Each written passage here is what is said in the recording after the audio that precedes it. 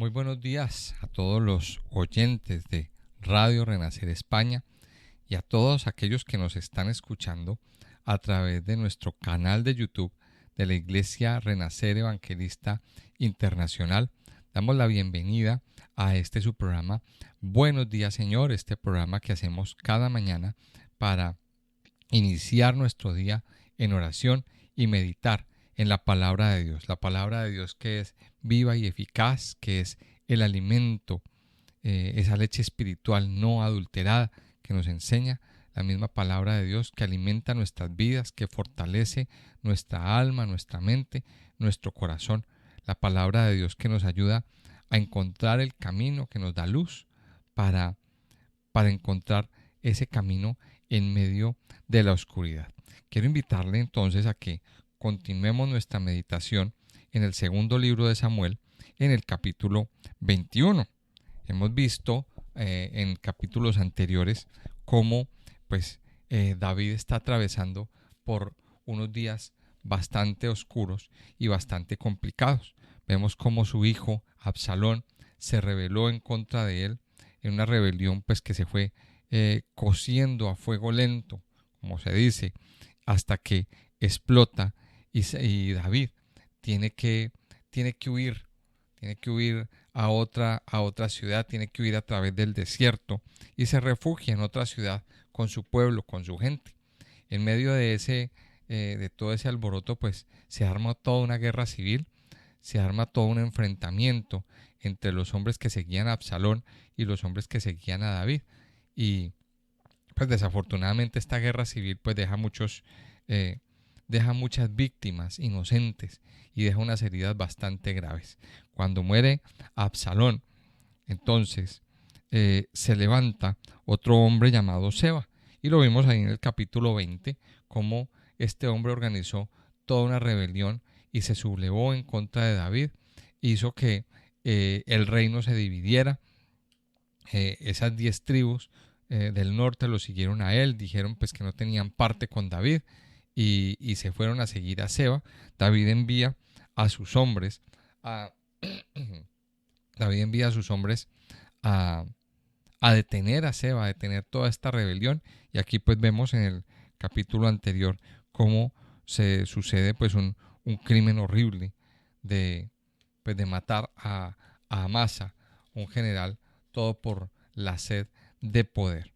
Y vemos cómo esos hombres de David eran bastante violentos.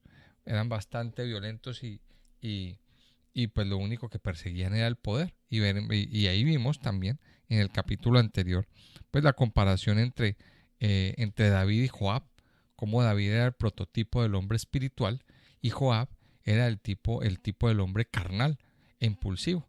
David era prudente, David era sabio en sus decisiones, pero Joab actuaba sin pensar.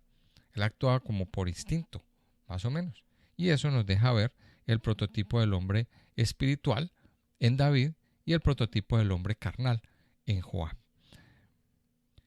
Entonces, ya David termina el capítulo consolidando David su reino, consolidando esta nueva etapa. Nombró unos oficiales, nombró unos ministros, digamos así, unas personas de confianza encargados de todo el manejo del gobierno. Dice que nombró una persona sobre los tributos, nombró otra persona como cronista, otros los nombró como sacerdotes. Bueno, él nombró varios, organizó su reino, y de ahí siguió trabajando y el reino fue evolucionando, el reino fue convirtiéndose o llegando a esa época de oro, a esa época dorada. Y esto es un punto importante que vamos a tener en cuenta en nuestro relato, que durante el reinado de David, aunque hubo guerras, aunque hubo problemas internos, pero el reino de Israel creció, evolucionó, llegó a una época de oro, llegó a una época de prosperidad, llegó a una época de bendición, llegó a toda esta época. Dice el capítulo 21 entonces, póngale atención, dice: hubo hambre en los días de David, por 3 años consecutivos. Y David consultó a Jehová y Jehová le dijo: es por causa de Saúl y por aquella casa de sangre, por cuanto mató a los gabaonitas. Entonces el rey llamó a los gabaonitas y les habló. Los gabaonitas no eran de los hijos de Israel, sino del resto de los amorreos, a los cuales los hijos de Israel habían hecho juramento. Pero Saúl había procurado matarlos en su celo por los hijos de Israel y de Judá. Dijo pues David a los gabaonitas: ¿qué haré por vosotros, o qué satisfacción os daré, para que bendigáis la heredad de Jehová?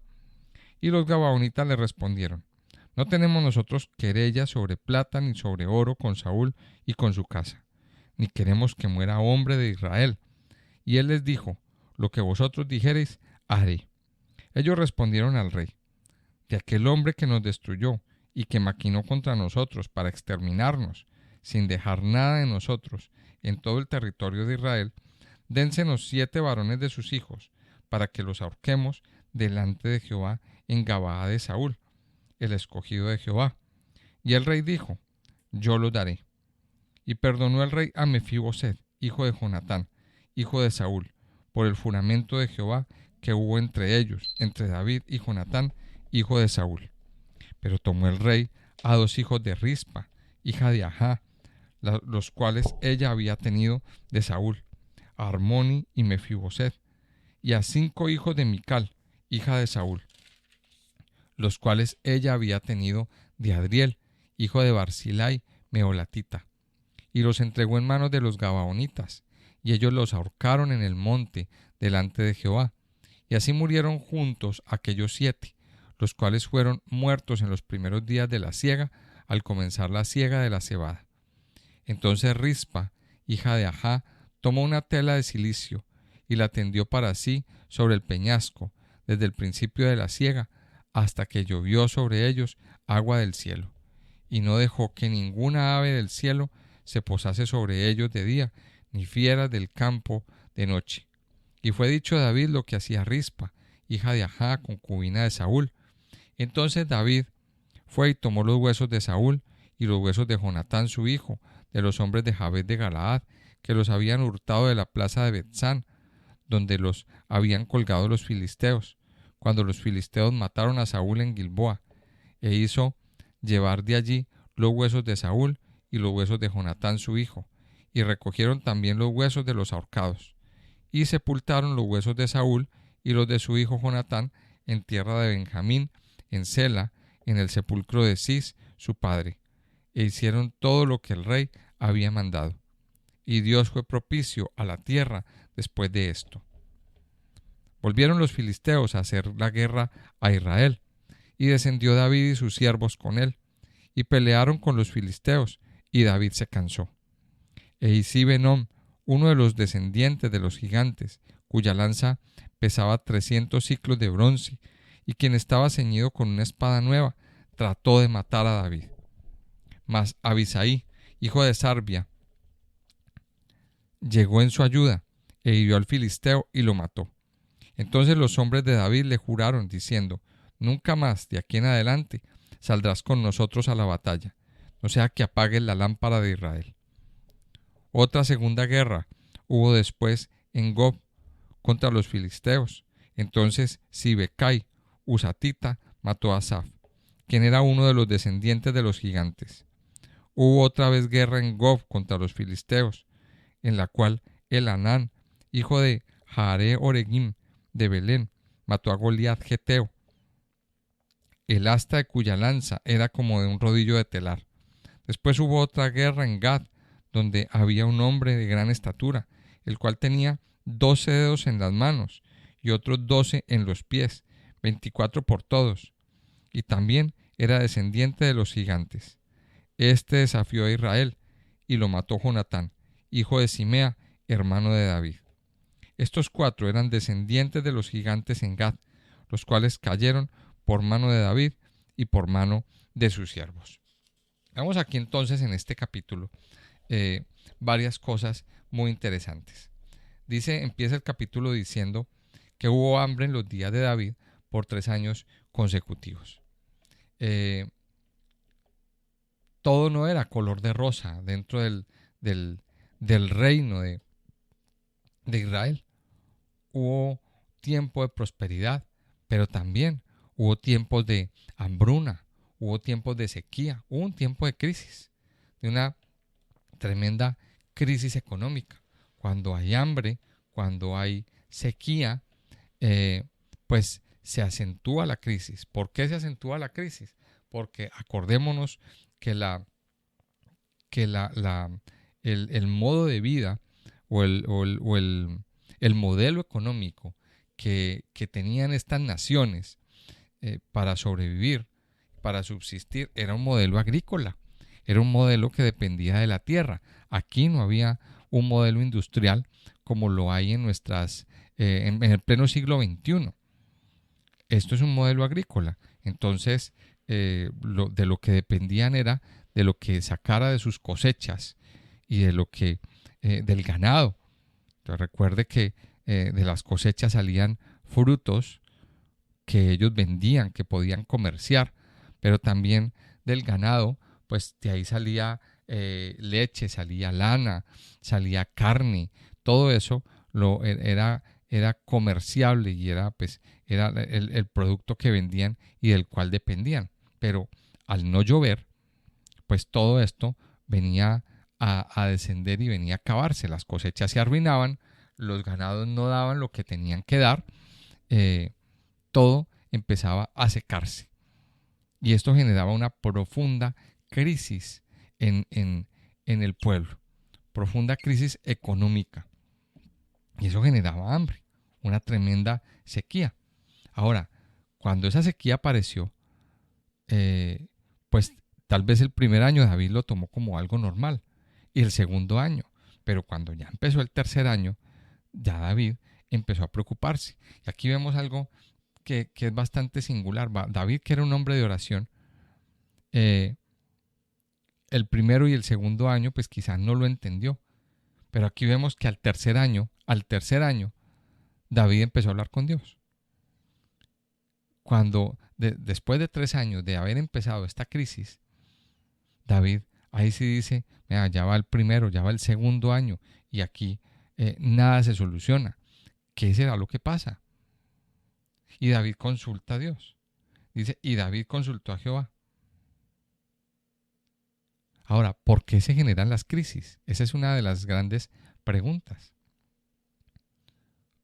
Dios a veces en su infinita misericordia permite que estas cosas pasen. Pero hay cosas de fondo, como lo vemos aquí en este primer versículo. David consultó a Jehová y Jehová le dijo, es por causa de Saúl y por aquella casa de sangre por cuanto mató a los gabaonitas. Mire esto, al estudiar un poquito hacia atrás en Primera de Samuel, nos encontramos pues que Saúl hizo muchas cosas, pero no encontramos este episodio del que está hablando aquí. No encontramos este episodio de lo que él le hizo a este pueblo. Pero si aquí está, es porque Saúl lo hizo. Uno de los errores que cometió Saúl cometió muchísimos errores. Muchísimos errores. Pero uno de los errores que cometió fue acabar con el pueblo de los gabaonitas. Tremendo error. Grave error. Él acabó con ese pueblo de los gabaonitas. Ahora, ¿qué pasó? ¿Por qué error acabar con ese pueblo? Porque recuerde que cuando Josué y el pueblo de Israel estaban haciendo su conquista, los gabaonitas se acercaron disfrazados de mendigos y de personas así, se acercaron disfrazados, ellos los ayudaron y encubiertamente hicieron un pacto, el pueblo de Israel hizo un pacto con los gabaonitas de que no los iban a atacar.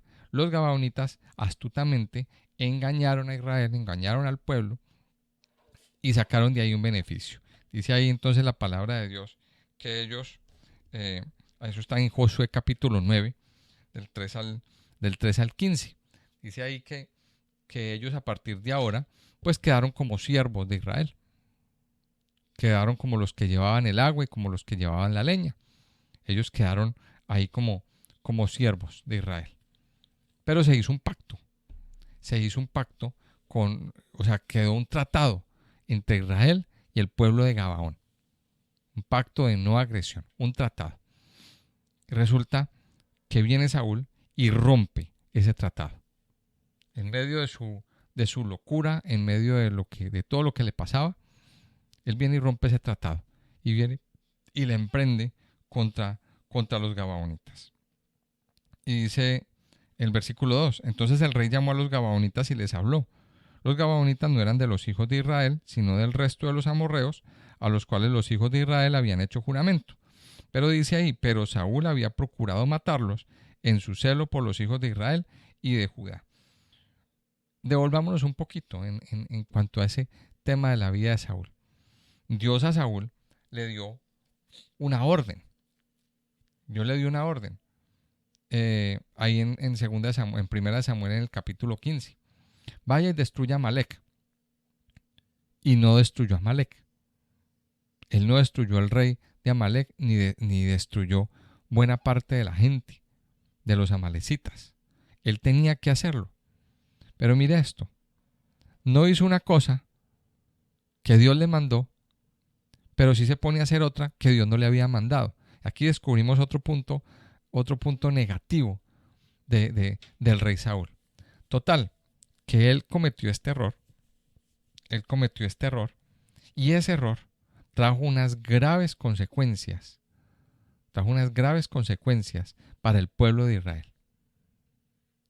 Y aquí vamos a sacar una lección de fe. Esto lo podemos llamar por el nombre que es, pecado. Saúl derramó sangre inocente. Él no tenía por qué tocar a los gabaonitas, porque había un pacto preestablecido, un tratado entre Israel y Gabaón. Y, como se dice vulgarmente, Saúl se pasó ese pacto por la galleta. Saúl no le importó, sino que él vino y dice que en su celo por vengar a Israel, vino y acabó con estas personas. Ahora, Saúl cometió ese pecado. Y a lo mejor él no fue consciente de que cometió ese pecado. O si lo fue, bueno, él lo sabe, él lo sabría, él lo hubiera sabido. Lo pasó por alto. Y dijo, nah, aquí no pasa nada. O sea, según Saúl, él estaba haciendo las cosas bien.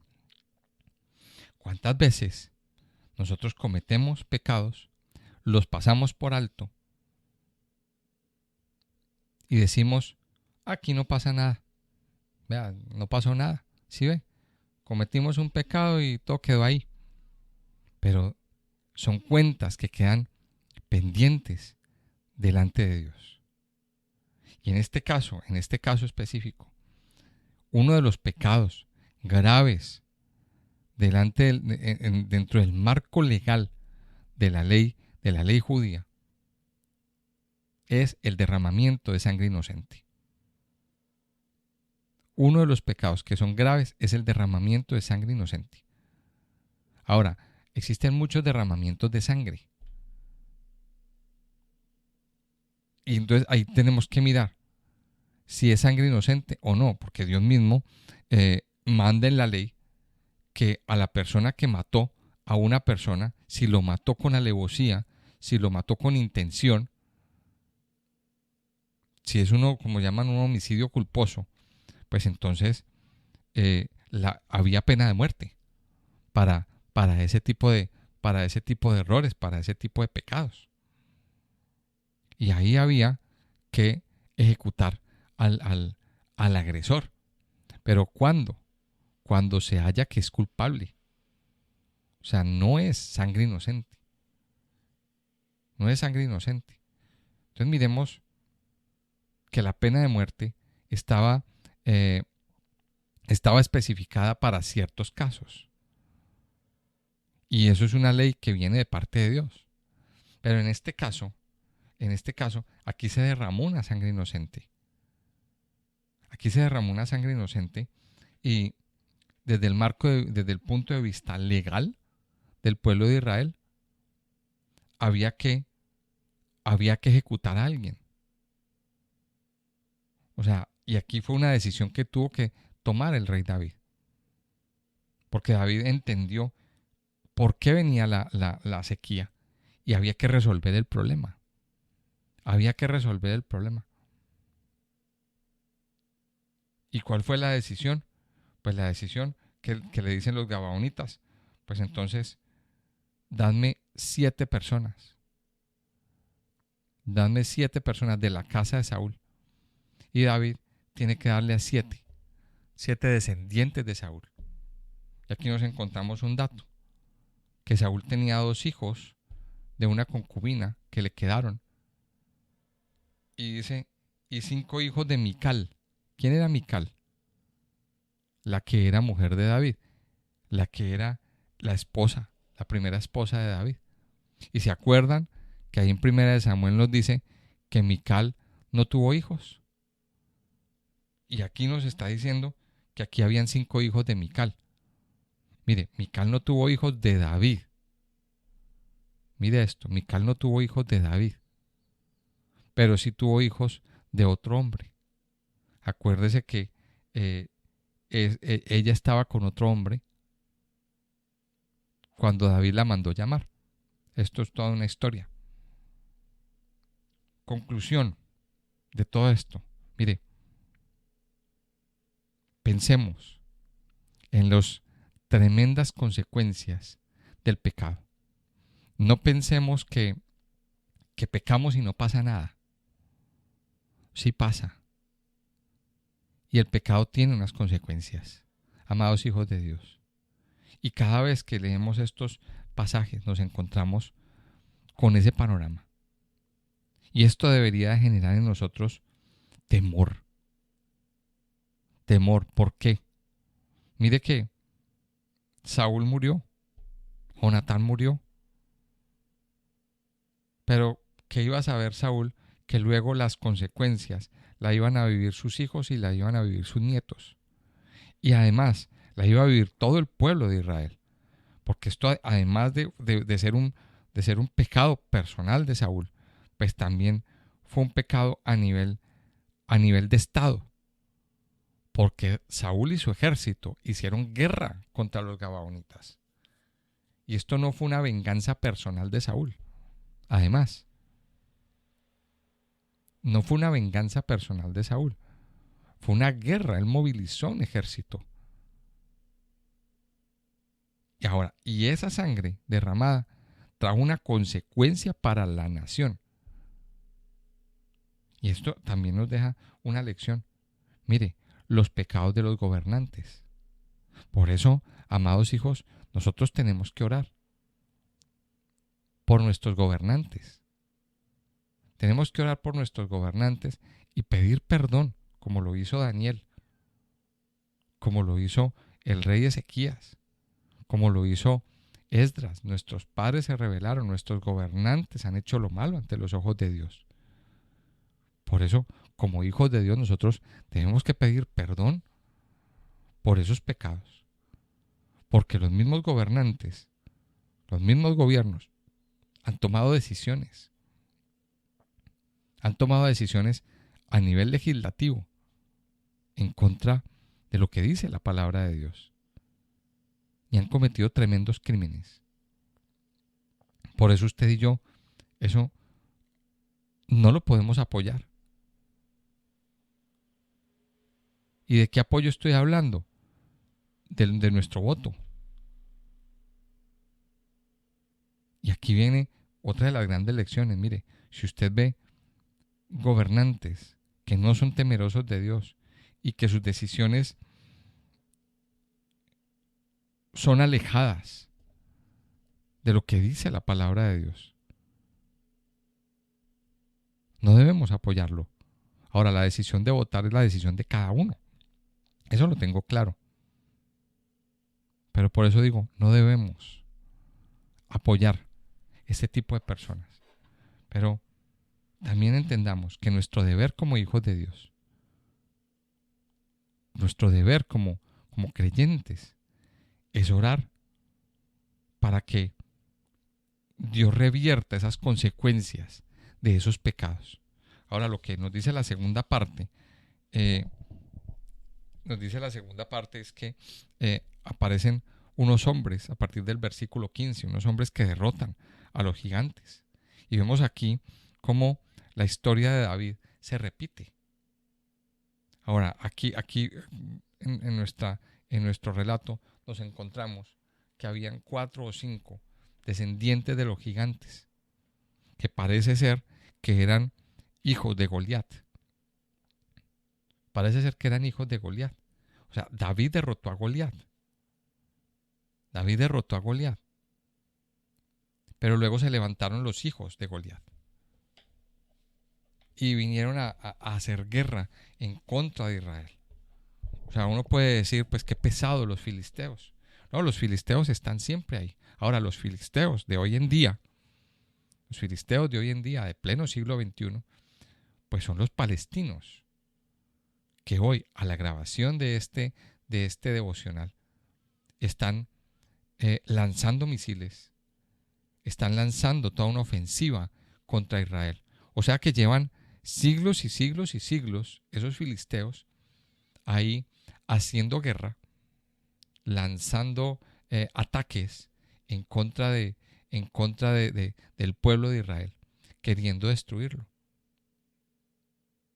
Ahora, esos filisteos representan a ese enemigo que es insistente, que insistentemente está atacando, lanzando misiles. Usted lo ve por las noticias, como de la Franja de Gaza envían misiles cada 2 por 3 sobre la tierra de Israel. Pero en nuestra vida espiritual, el enemigo está lanzando misiles cada cierto tiempo, que caen en determinadas áreas de nuestra vida y hacen tremendos estragos. Por eso usted y yo tenemos que hacer de Dios nuestro escudo de hierro, nuestro domo de hierro es Dios, y el que nos cuida. Ahora, Dios al pueblo de Israel le dio la inteligencia para desarrollar ese sistema de seguridad, que creo que solamente Israel tiene ese sistema. Nadie más en el mundo ha desarrollado una tecnología militar como esa del escudo de hierro. Pero Dios a nosotros, cuando nos acercamos a Él, pone un escudo de hierro. Pone un escudo de hierro a nuestro alrededor, que hace que esos misiles que vienen de parte del enemigo sobre nuestra vida no lleguen. Pero usted y yo tenemos que buscarlo. Recuerde que Él es nuestro alto refugio. Él es nuestra fortaleza. Ahora, también encontramos aquí otro detalle muy bonito, y es que los que terminaron peleando la guerra contra los gigantes fueron los valientes de David.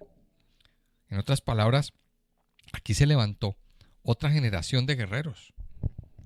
Toda una generación de guerreros se levantaron para defender al pueblo de Israel. Y nuestro deber, mire, como hijos de Dios, primero aquí tenemos que entender que nuestra vida como siervos de Dios no es eterna. Nuestra vida como siervos de Dios no es eterna. Nosotros no somos eternos. Y nos llegan nuestros años en que ya vamos a estar viejos y ya vamos a estar cansados. Pero tienen que tomar la posta otra generación de guerreros, otra generación de valientes que sigan con la lucha, que sigan luchando, orando, clamando, peleando contra estos gigantes. Ahora la pregunta mía es, ¿dónde están esos valientes?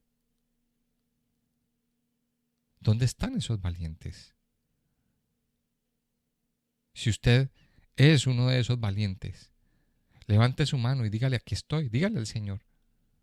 A mí no, dígale al Señor, aquí estoy.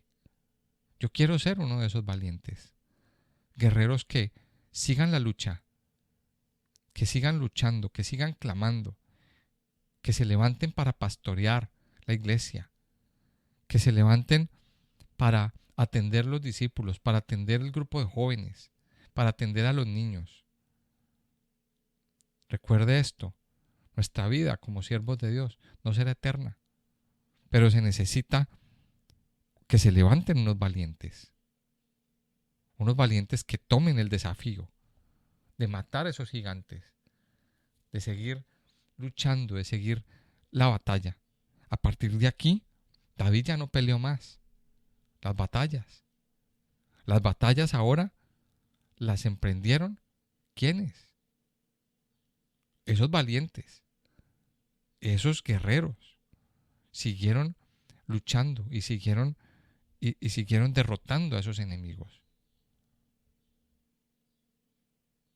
Usted y yo hacemos parte de ese ejército, pero usted, amado oyente, puede ser parte de ese ejército de valientes. Reciba hoy esta palabra. Dios lo ha escogido para ser parte de ese ejército. Levántese, levántese y luche. Siga la lucha. Recuerde que la lucha no es contra carne y sangre, sino contra principados, contra potestades, contra huestes espirituales de maldad en las regiones celestes. Vamos a orar. Amado Padre, yo te doy muchas gracias en esta mañana. Gracias por darnos, Señor, esta preciosa y hermosa bendición de poder estar delante de ti, de poder estar en tu presencia, de poder adorarte a ti cada momento, Señor. Padre Santo y Poderoso, yo te doy gracias por tu amor incondicional, por tu grande y poderosa bendición sobre nuestras vidas y sobre nuestros corazones. En esta mañana, Señor, yo quiero pedirte que derrames una vez más de tu gracia y de tu amor y de tu misericordia sobre nosotros. Entendemos, Padre, según lo que nos dice esta palabra, que muchas cosas que suceden vienen como consecuencia de pecados sin resolver, de pecados que durante mucho tiempo se han quedado en oculto, ya han traído como consecuencia hambre, sequía sobre nuestra vida, sobre nuestra tierra, sobre nuestra casa. Padre Santo, hoy te pedimos perdón. Te pedimos que hoy perdones, que hoy limpies nuestra vida de todo pecado, Señor. Que hoy, Padre Santo, nos ayudes a entender que ningún pecado se va a quedar sin una paga. Tu palabra nos dice y nos enseña que la paga del pecado es la muerte, mas la dádiva de Dios es vida eterna en Cristo Jesús. Padre Santo y Poderoso, hoy te pedimos perdón. Ayúdanos, Padre, a no pasar por alto esos pecados. Ayúdanos, Padre, también a pedir perdón. Te pedimos perdón, Señor, por los pecados de nuestra nación, por los pecados de nuestros gobernantes, por las decisiones que han tomado, Señor, estos gobiernos en contra de tu palabra, Señor, en contra de lo establecido por ti, amado Padre. Hoy te pedimos perdón, Señor, por las leyes que han promulgado en contra de la familia. Te pedimos perdón, Señor, por la sangre derramada a través de las leyes del aborto. Te pedimos perdón, Señor, por transgredir las leyes, por transgredir, Señor, tu ley, papá. Yo te pido, Padre, que hoy tú transformes nuestras vidas, que hoy tú nos permitas disfrutar del perdón, Señor, y que vuelva a llover una vez más sobre nosotros, sobre nuestra tierra, sobre nuestra casa, sobre nuestra iglesia, Señor. Que vuelvas a derramar lluvia, lluvia temprana y lluvia tardía. Ayúdanos también hoy, Señor, a descansar en ti. Ayúdanos hoy, Padre Dios, a levantar una nueva generación de guerreros, una nueva generación de personas que luchen, que sigan luchando la batalla que tú mismo nos has encomendado, Padre Dios. Padre Santo y Poderoso, Yo te alabo y te bendigo en esta mañana. Te pido que cubras nuestras vidas con tu manto de amor y de misericordia. Ayúdanos, Señor, a tomar decisiones. Ayúdanos hoy a verte, a conocerte y a estar contigo, Señor. Te lo pido, Padre, en el nombre precioso y poderoso de Cristo Jesús. Amén y amén.